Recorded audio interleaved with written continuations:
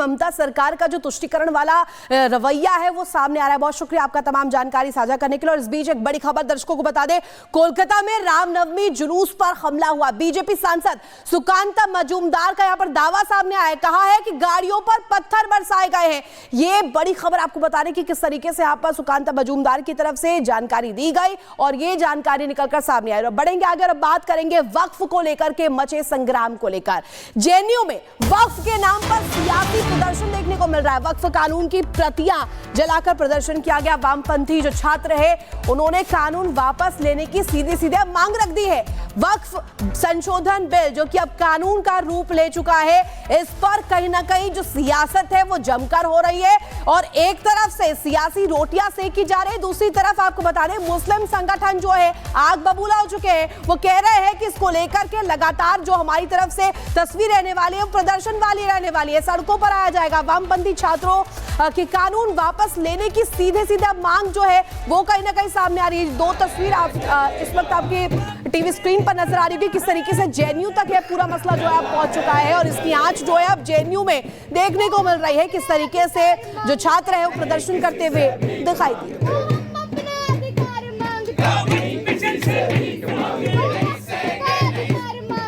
ये बिल जो है अनकॉन्स्टिट्यूशनल है, संविधान के जो मूल धारणा है उसके खिलाफ है। जैसे कि इसमें इक्वालिटी का जो रूल है आर्टिकल 14 उसका वायलेशन होता है। इसमें बताया गया कि कोई भी अगर नॉन मुस्लिम वक्फ करना चाहेगा तो उसको 5 सालों तक वेट करना पड़ेगा। 5 साल तक उसको दिखाना पड़ेगा कि ये प्रैक्टिसिंग मुस्लिम है कि नहीं है। हम लोगों ने प्रोटेस्ट किया है कि इस बिल को रिजेक्ट किया जाए, इसको बर्खास्त किया जाए और जो सच्चर कमेटी का रिपोर्ट है, जो हम मुस्लिम कम्युनिटी पे जो रिपोर्ट्स आए हैं उस पर रिसर्च किया जाए, उस पर डिबेट डिस्कशन की जाए। जो पार्लियामेंट में 2:30 बजे 3 बजे रात तक जिस तरह वक्फ पर बात की गई है, इसी तरह मुस्लिम के सामाजिक स्तर पर जो सच्चर कमेटी की रिपोर्ट आई है उस पर बात की जाए। और गणेश हमारे साथ लाइव जुड़ चुके हैं। गणेश, देखिए जेएनयू जहां पर हर बार ऐसी तस्वीरें देखने को मिलती है, नफरती एजेंडे की जो तस्वीरें हैं वो बार बार जेएनयू से निकलकर सामने आती है और एक बार फिर से वक्फ कानून को लेकर यहां पर देखिए जो छात्र हैं वो किस तरीके से प्रदर्शन कर रहे हैं। सवाल ऐसे में ये उठता है कि क्या वाकई में ये छात्र हैं या फिर सियासी कार्यकर्ता?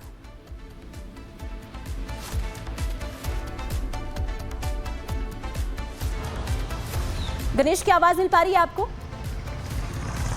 देखिए, जेएनयू में विरोध की तस्वीर ये कोई नई नहीं है। जेएनयू के अंदर कोई भी देश के अंदर कोई भी ऐसा काम होता है तो जेएनयू में विरोध की तस्वीर जरूर देखनी पड़ती है।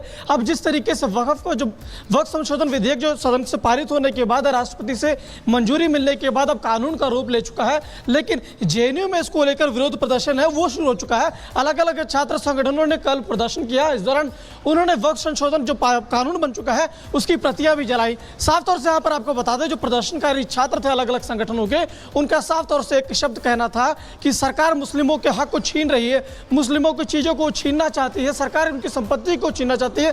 बल्कि वक्फ संशोधन जो विधेयक बना कानून बन चुका है उसमें कहीं पर भी नहीं है कि किसी की चीज को नुकसान पहुंचाया जाएगा, किसी के हक को छीना जाएगा। बल्कि उसमें तो साफ तौर से सरकार कह रही है कि जो अब तक जिसको मुसलमानों को जो उसका हक नहीं मिलता था उसको बराबर उसका हक दिया जाएगा। अब ऐसा नहीं होगा कि किसी भी संपत्ति को कह दिया जाएगा कि ये वक्फ की संपत्ति होगी। सरकार लगातार समझाने की भी कोशिश कर रही है, लेकिन विपक्ष हो या जेएनयू के जो छात्र संगठन जो बिल्कुल सवाल गए। गणेश, बहुत शुक्रिया तमाम जानकारी के लिए। तो देखिए किस तरीके से वक्फ कानून को लेकर अब जेएनयू में भी छात्र प्रदर्शन करते हुए नजर आ रहे हैं। बहरहाल अब बात करेंगे वक्फ कानून को लेकर। अब जो याचिका है वो सुप्रीम कोर्ट तक पहुंच गई, यानी कि सुप्रीम कोर्ट में याचिका लगाई गई है। किस किस ने याचिका लगाई है आगे आपको देंगे पूरी जानकारी।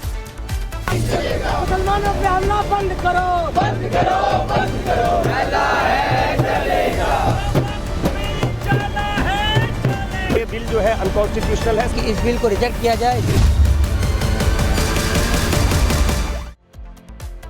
तो देखिए वक्फ कानून को लेकर घमासान किस तरीके से मचा हुआ है ये हम लगातार दिखा रहे हैं। इस बीच बड़ी खबर आपको बता दें, कोर्ट में इसको लेकर अर्जी दायर की गई है। कानून के खिलाफ अब तक 6 याचिकाएं दाखिल की जा चुकी है। कानून को रद्द करने की मांग यहां पर सीधे सीधे, जिसको लेकर याचिकाएं दी गई। कांग्रेस, आम आदमी पार्टी, AIMIM नेताओं की याचिकाएं सामने आई है। अरशद मदनी ने दाखिल की है याचिका, यानी कि देखिए कुल संख्या जो है याचिकाओं की अब 6 है और 6 याचिकाएं दाखिल की जा चुकी है इस कानून के विरोध में। कानून के खिलाफ अब तक 6 याचिकाएं जो है वो कोर्ट में दाखिल की जा चुकी है, यानी कि सुप्रीम कोर्ट तक का जो है दरवाजा खटखटाया जा चुका है। वक्फ कानून को लेकर के किस तरीके से घमासान मचा हुआ है, ये लगातार हम दिखा रहे हैं। The bill is passed. प्रस्ताव के बहुमत प्रस्ताव के पक्ष में है।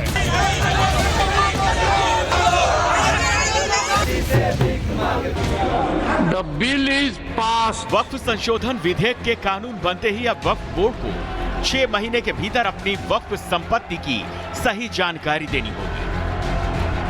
वक्फ बोर्ड को अपनी संपत्ति को सेंट्रल डेटाबेस पर रजिस्टर करना होगा। 6 महीने के भीतर अपनी प्रॉपर्टी का पूरा ब्यौरा पोर्टल पर अपलोड करना होगा। लेकिन वक्फ संशोधन बिल के कानून बनने के बाद भी इस पर सियासत हो रही है। वक्फ संशोधन कानून के खिलाफ सुप्रीम कोर्ट में अब तक 6 याचिकाएं दायर की जा चुकी हैं। पहली याचिका बिहार के किशनगंज से कांग्रेस सांसद मोहम्मद जावेद ने दायर की। दूसरी याचिका AIMIM सांसद असदुद्दीन ओवैसी ने दायर की। तीसरी याचिका आम आदमी पार्टी के विधायक अमानतुल्लाह खान ने दायर की। चौथी याचिका association for protection of civil rights ने दायर की। पांचवी याचिका केरल जमीयतुल उलमा ने जारी की और छठी याचिका जमीयत उलेमाए हिंद के अध्यक्ष मौलाना अरशद मदनी ने दायर की। इन लोगों की मांग है कि वक्फ संशोधन कानून को रद्द किया जाए, क्योंकि यह कानून मुसलमानों के अधिकार को छीनता है। वक्फ बोर्ड का कानून जो है काला कानून है और देश के संविधान की आत्मा पर चोट है। संविधान की मूल भावना राइट टू इक्वलिटी की बात करती है और इसके अंदर पूरी तरीके से मुसलमान के राइट को कुचल दिया गया। कि राष्ट्रीय जनता दल ने इस बिल का जो है, चाहे लोकसभा हो या राज्यसभा हो, कड़ा विरोध हम लोगों ने किया। इस बिल के अगेंस्ट हमारे सारे सांसदों ने वोट किया और हम सब लोगों का मानना है कि यह असंवैधानिक बिल है। सरकार बनेगी इंडिया गठबंधन की, तो जो बिल में इन्होंने बिल पास किया है जो संविधान के विरुद्ध है, संविधान के विरुद्ध है, ऐसे बिल को मॉडिफाई करेंगे, ऐसे बिल को खारिज करेंगे हमारी सरकार जब आएगी इंडिया गठबंधन की। अब बहुविकल्पीय सवाल ये है, जो बिल लोकसभा और राज्यसभा में पास हुआ, जिसे राष्ट्रपति ने खुद मंजूरी दी, जिस बिल ने कानून का रूप ले लिया हो, क्या उस कानून को सुप्रीम कोर्ट रद्द कर सकता है?